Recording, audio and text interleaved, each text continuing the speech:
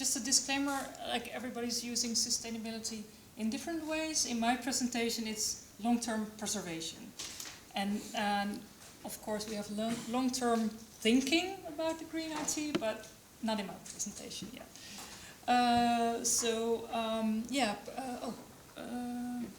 Sorry. So as Sound and Vision is traditionally the broadcast archive of the Netherlands, and our focus, I think, for most of the broadcast archives is shifting to more of a media institute. So we have new challenges with web videos, websites and podcasts, also by broadcasters, but also in general. We don't want to miss anything. This means we have to have a system which can deal with all these new ingests. And like Tim said, we are opening up our archive for tenants. In order to manage this collection and to make it as broadly available as possible, Sound and Vision has a media asset management system that runs through all the fibers and the vessels of the institute. It controls and facilitates the ingest of the files, the digitization process, the metadata management, and with various sound and vision portals, it ensures optimal and sustainable access of the collection. So we have named our MMC system DAN. So if I'm talking about DAN or it's in my presentation, that's the name of our MMC system. It also translates very well in Dutch. Translated, it's almost the same. It's the digital audiovisual archive of the Netherlands. This MMC system enables us to manage and make available this digital collection in a reliable and long-term preservational manner. So we have received the Court Trust Seal, and we have to do regular audits in order to prove we can still guarantee the long-term preservation of the files. Let me see. So now I come to the case study of this presentation. In addition to the collections we have, we also have audiovisual collections of other institutes, mostly museums or other heritage institutes. So it's a translation tenant to. We use tenants, the English word, but it's also nice since presentation is in English. We noticed in the heritage field that there's a lot of questions how we do the long-term preservation of our AV collection. And while we were talking, they also said, well, don't you have a solution? Can you not help us how to have the preservation on our collection as well? And I think it's everywhere the same, but those heritage institutions mostly had a small AV collection. And as you all know, it's investing in a long-term and sustainable archive is very costly, and it needs a lot of knowledge, and smaller institutions don't have that per se. And as the broadcast archive, we have the whole infrastructure for AV preservation already, and we have the knowledge in-house. So we thought we can, lend a helping hand. So with the arrival of the MMC system, we were able to develop and set up a work process in which we could offer a solution.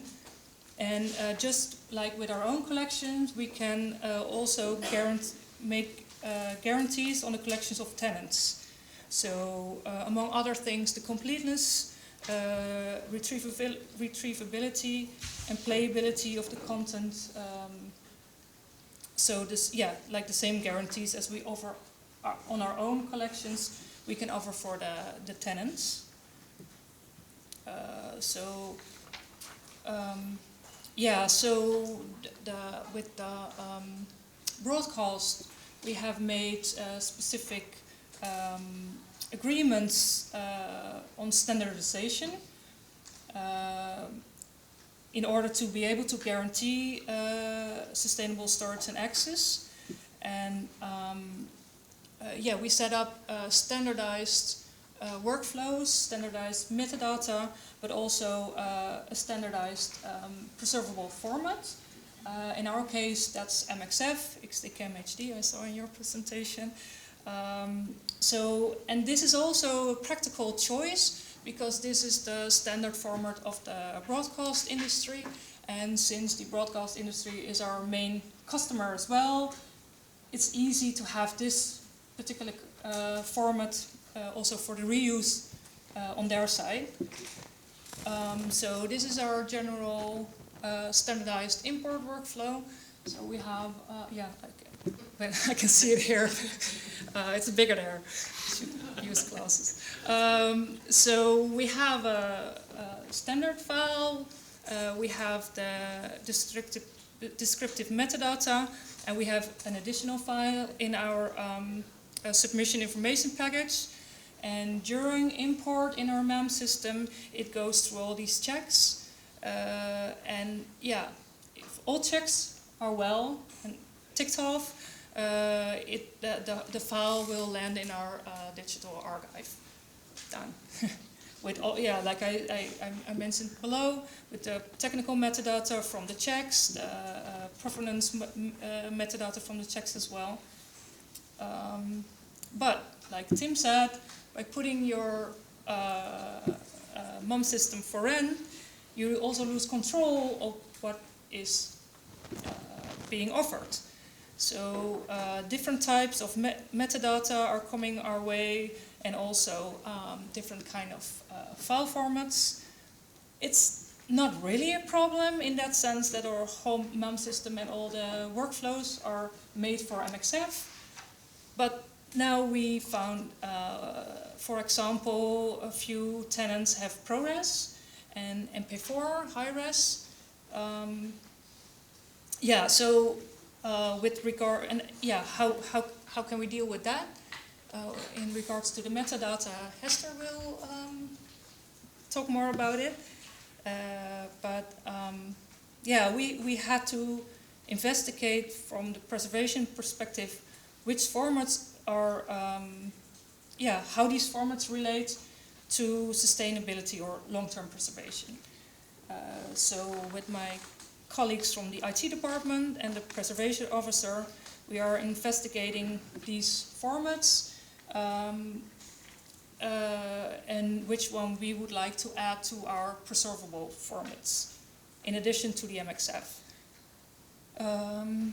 Let me see. So this strategy is that we do research, especially the preservation officer, and if we have answers and we like the answers, we go for testing to see if our infrastructure can cope with the new file formats. So indeed, after this strategy and investigation, during testing, we found, for instance, that the high-res MP4, which, yeah, we wanted to adapt as a new preservable format, it got stuck during testing in our import workflow. So because we all made it for MXF, it didn't pass all the checks. So there was no technical file check, for instance, and there was no proxy being made of this MP4, and we need a proxy for the playability on the portals. Yeah, so it has to tick all the boxes because we want to have the same guarantees on long-term preservation. So we had a challenge. So yeah, so what we did, we tried to copy the ingest workflow, the standardized ingest workflow from our MUM system. We studied it and we decided to build that one before the real ingest. So before we ingest it to our MUM system, we build a new one with by linking together a chain of actions and software. I hope it's clear. So the pre-ingest, I know pre-ingest also within OIAS sometimes we use the pre-ingest really as a pre-ingest before the ingest workflow of our standardized MIME system. So yeah, we do the same checks as the standardized MXF does. We check, identify, and transcode the source file, and with the results of the checks together with the source file are ingested in the digital archive. So the MD5 checksum, if it has one already, we check it. If it doesn't have one yet, we add it, and they will be regularly checked in the digital archive.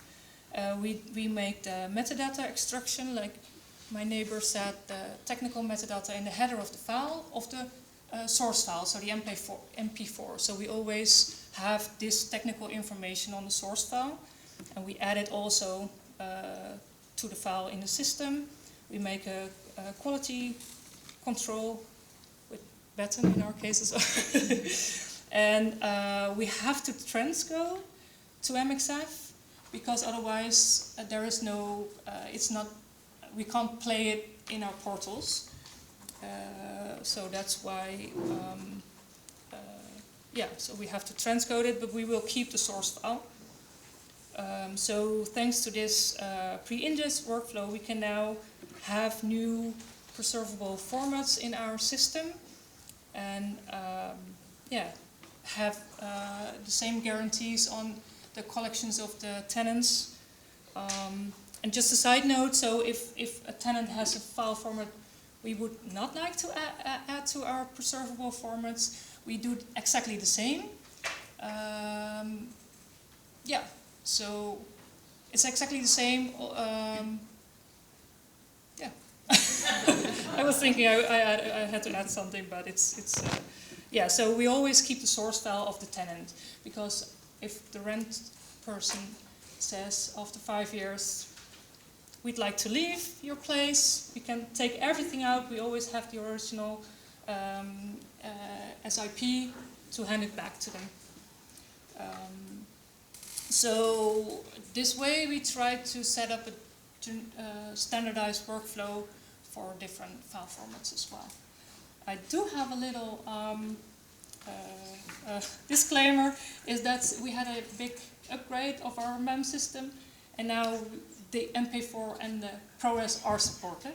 So this is, and we're still testing and seeing, but so yeah, we will still keep the pre-ingest route for things that are not our standard. So yeah, I think I'd like to hand it over to Hester.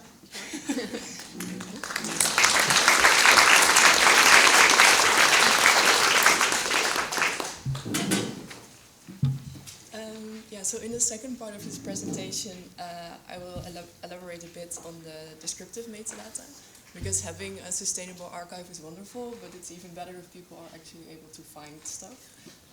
Of course, from a heritage perspective, but also it has some commercial value, because some of the tenants, they don't really realize that they can also actually have their materials reused. So that sometimes comes as a surprise, because when the materials are available on the portals, yeah, there are people actually watching it and using it in their documentaries or television shows. So yeah, that's also a big advantage, of course, of good metadata. Yeah, so what I'm talking about now is the descriptive metadata as part of the submission information package, as you see here. And then there's one disclaimer, because yeah, we have a lot of tenants in all kinds of sizes, and if there is like a huge tenant that delivers, for example, every day, we try to make standardized workflows for it. But in this case, I'm talking about the tenants with like relatively smaller collections. Yeah, so we basically go through 4 phases for each new client or tenant. The first, of course, is the delivery of the files. yeah, it's quite straightforward, but mostly we just use an Excel for people to hand it over because it's user-friendly and a lot of archivists, they like to use it. And it's also easy for us, and I will explain a bit later why we like to use this. So the most important thing we need is like a list of the metadata with a link to the files the metadata belong to. Yeah, because that's the most important thing. And then step 2 is the mapping. Yeah, it's an overly simplistic image, but it's actually what we do. So we just have an Excel, we have our metadata structure, and we try to fit everything in it. And our metadata structure is actually like based mostly on what broadcasters use. So it's every time it's a puzzle to make sure that everything fits in a logical way. Yeah, and what we mostly do is we propose a mapping and we create an example in our system so that the tenant can actually just see what it looks like, and then hopefully they agree with what we prepared.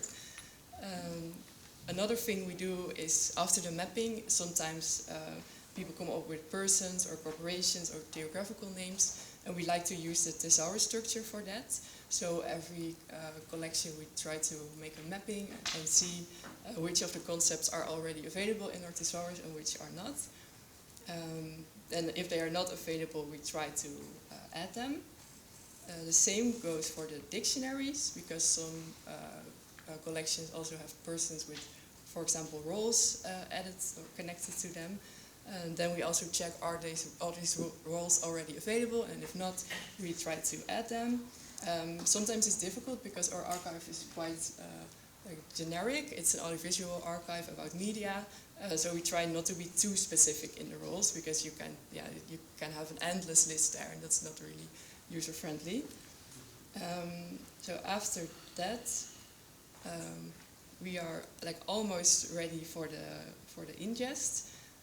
But the ingest, as you see here, our system wants to use XML files, but we got the Excel files. So what we have is a generic metadata importer. It's a tool that we built in-house, and it's actually an Excel functionality that you can feed Excel information, and it converts this to XML files, and XML files that our MOM system can accept. So the reason that we use the Excel, it's also because we can very easily make XML files of it, and we tried to experiment with having the tenants create the XML files, but it was not always a success, and if something goes wrong, all of the XML files need to be changed. So we mostly like to do it ourselves. Then some things we learned in this process. One of the things is that it's not always good to strive for perfection. Here you see an example of thesaurus concepts that actually landed in their right metadata fields, but it happens sometimes that tenants have a lot of metadata and that it's not so structured, and also the concepts are not unique, and it's it's a huge effort to clean everything, and not every tenant is able to do that. Also, it's their metadata, so we try not to influence it too much. So we have a tool built that checks if the concepts that are added to the system are already exist in the thesaurus, and if not, the concepts will be added to the tags field. That's what you see below. And as you can see, the provenance and the role of all these concepts is also saved. So there's no data loss or anything. Then another thing is that it's very easy to overthink and just don't really start. So the first thing we do is ask for some test files with metadata, and just try to fit it in, because you cannot predict everything. So it's very important that you just start with the ingest and then see how it turns out. If all goes well, the result is that the collection is available. And in the example here, is what you see on the media professional portal. So this is what one of our tenant collections look like on the portal. But we also have a portal for education, for researchers, for the general public, so for basically everyone. And the client itself can also access and download their files. And one important thing is that not every tenant has really thought about the rights metadata. So sometimes it's a puzzle to see if we can publish, and mostly the tenants are very careful and yeah, they don't always want to publish everything. But in this case, yeah, even the videos was possible to publish. Yeah, so that's about it.